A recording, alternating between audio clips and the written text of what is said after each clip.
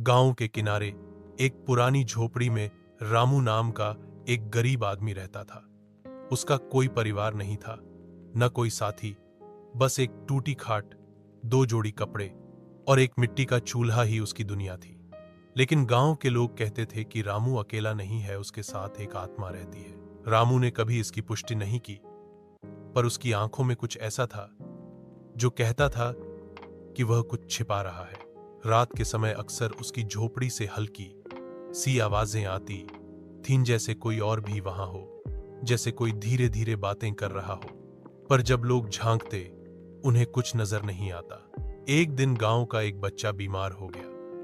रामू उस घर के बाहर आया और बोला, एक काली हल्दी और नीम की पत्तियां दो, मैं कुछ करता हूं। लोगों ने उसकी बात पर भरोसा नहीं किया, लेकिन किसी तरह सामग्री दे दी। रामू ने जो काढ़ा बनाया, उसने बच्चे को चमत्कारी रूप से ठीक कर दिया। लोग चकित थे। रामू से पूछा गया, तू ये सब कैसे जानता है? रामू ने कहा, मैं नहीं जानता, मेरी छाया जानती है। लोग समझ नहीं पाए।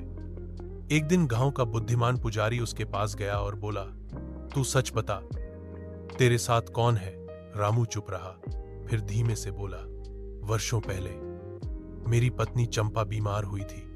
मैं गरीब था, दवा नहीं ला सका और वो चल बसी।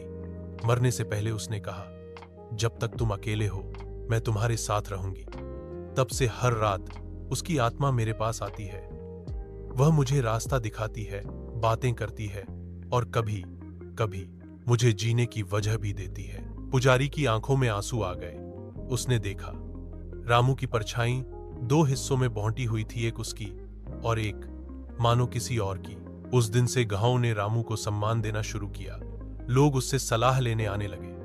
वे जान गए थे, गरीबी किसी की ताकत को नहीं छीन सकती और प्रेम मौत के बाद भी साथ रह सकता है।